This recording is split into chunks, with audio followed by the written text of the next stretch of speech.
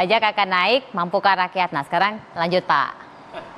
Jadi teks amnesti saya umpamakan begini, di suatu RW ketahuan ada perampok. Perampok itu kita ampuni tahun ini. Kita ampuni.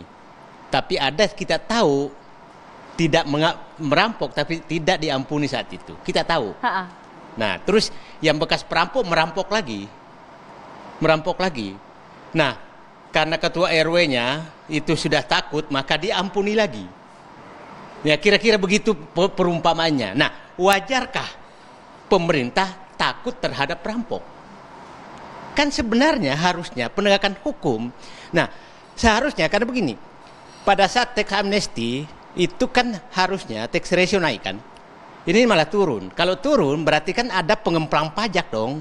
Tambah pengemplang pajak dong, karena harusnya minimal stagnan dong kalau mau. Nah, dan harusnya naik. Berarti perumpamaan saya tadi adalah satu RW sudah pernah mengampuni perampok dan dia tahu perampoknya. Perampok yang tidak melapor nggak berani ditangkap. Perampok yang lama merampok lagi, maka diampuni lagi. Rasional nggak kira-kira? Itu saja Nah, berarti ketua RW-nya udah nggak kuat dong. Udah nggak kuat. Nah, sampai kan Bu Sri Mulyani sudah menyatakan janganlah dipidana. Loh, kok udah minta ampun? Nah, bagaimana kalau pemerintah sudah minta ampun kepada perampok negara? Perampok negara tanda kutip loh, kan pengemplang pajak itu bagi saya perampok. Ya, Mas. Nah, bagaimana? Jadi perampok ini tepuk tangan, asik, ketua RW udah takut, mari kita merampok bersama. Kira-kira begitu perumpamaan saya tentang teks amnesti itu. Jadi, nah kalau itu terjadi maka tahun ini kedua, kita merampok lagi ya, nanti ketiga ada lagi. Ini tidak bisa diberlakukan negara seperti ini. Saran saya, karena pasti mengajukan konsep ini punya data, siapa saja mengemplang, maka rapat khusus kalau perlu daripada ngejarnya hanya jangan dituduh teroris tembak mati, itu Densus 88 aja masukin sekalian untuk mengejar itu, nakut-nakutin supaya membayar ini. Jangan pernah takut sama perampok itu. Jadi kira-kira pemahaman saya seperti itu, menyederhananya kepada rakyat. Nah, tadi saya sedikit lagi tentang begini, prinsip kalau uang ini kan ekonomi Indonesia daya belinya adalah konsumsi. Jadi tidak ada jalan lain adalah mendorong konsumsi. Tapi bikin kebijakan menyedot uang dari dompet rakyat. Ini logikanya di mana gitu? Logikanya di mana? Jadi saya nggak tahu nih, ada dulu yang dari KSP itu kata sungsang. Sebenarnya yang sungsang yang mana saya udah bingung sekarang. Itu yang sungsang pemikirannya yang mana saya nggak tahu. Pak Edi mungkin tadi sudah dengar Pak Edi apa yang disampaikan, masukan-masukan.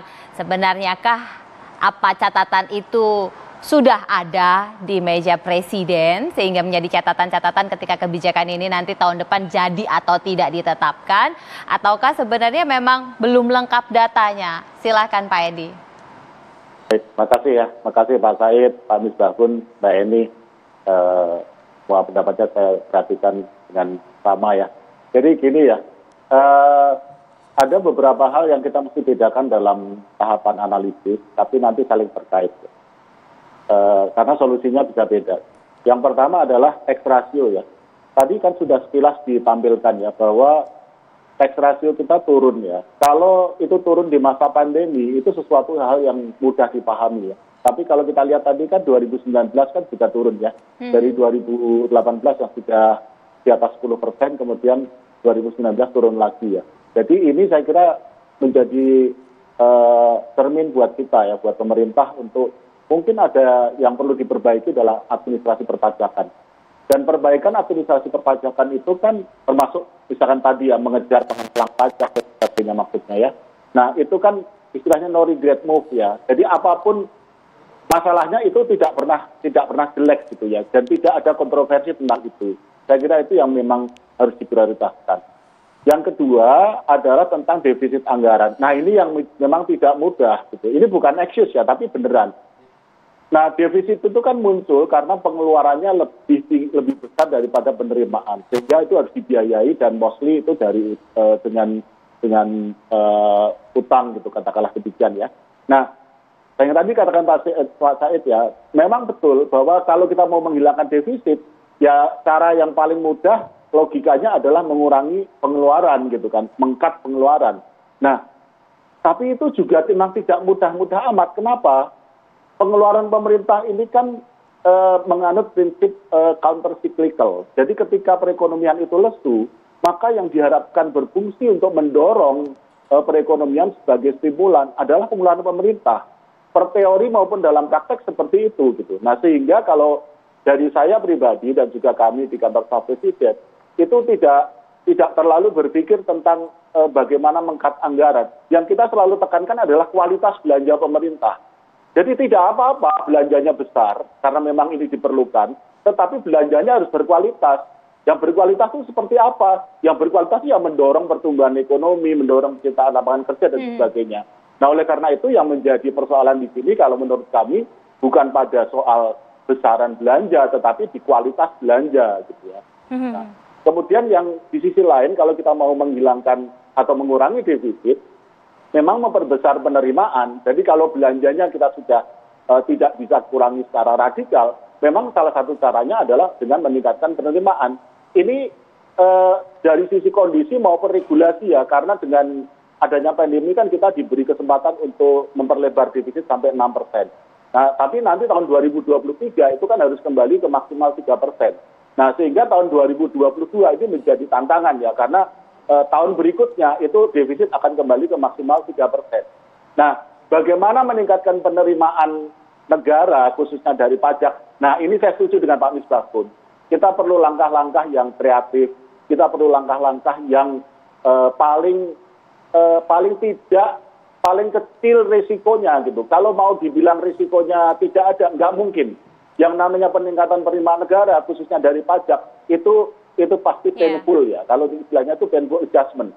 Jadi dia pasti ada sesuatu yang sakit. Jadi bagaimana kita mencari sumber penerimaan negara, peningkatan penerimaan negara yang rasa sakitnya paling kecil. Contohnya begini, sebenarnya kan nggak masalah peningkatan pajak, katakanlah PPN, kalau sifatnya progresif. Artinya yang dipajaki besar adalah memang barang-barang yang dikonsumsi oleh kelas menengah ke atas. Kan nggak masalah kan harusnya gitu ya.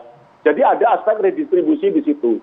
Juga kemudian peningkatan katakanlah rencana pemerintah usulan Menteri Keuangan di DPR, saya kira Pak Misbahkun pasti tahu banget ya, yaitu untuk menjadi 5 bracket ya, jadi 5 layer dan kemudian memajaki dengan sangat besar di yang pendapatan per tahunnya di atas katakanlah 5 miliar, super kaya istilahnya. Itu kan nggak masalah dong mestinya gitu ya, karena itu tidak masuk di dalam kelompok yang menengah ke bawah yang tadi disampaikan oleh Pak Said itu.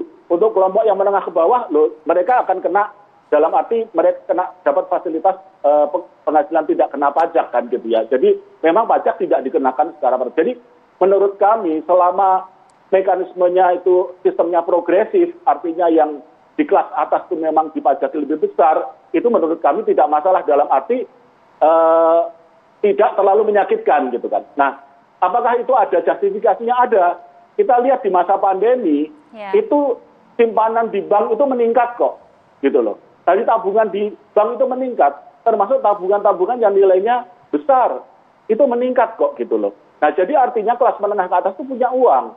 Nah, apa salahnya mereka kemudian dipajaki lebih besar, gitu ya. Saya pikir ini pilihan yang bukan tidak ada resikonya, tapi resikonya mungkin yang relatif ringan ya. Tadi saya diberi masukan oleh salah satu kolega kami di Fakultas Ekonomi dan Bisnis Universitas Indonesia, Bu Elisa ya. Mungkin masalah istilahnya ya gitu ya, bukan kenaikan pajak, tapi katakanlah solidarity tax ya. Jadi kalau di negara lain itu pakai istilah solidarity tax. Nah, tapi kami intinya setuju ya bahwa yang disampaikan Pak Misbahkun, dicari cara-cara yang lebih kreatif, yang dampak negatifnya lebih kecil atau paling kecil. Kalau itu kami setuju. Saya kira itu Mbak Manuhar yang kami bisa sampaikan saat ini.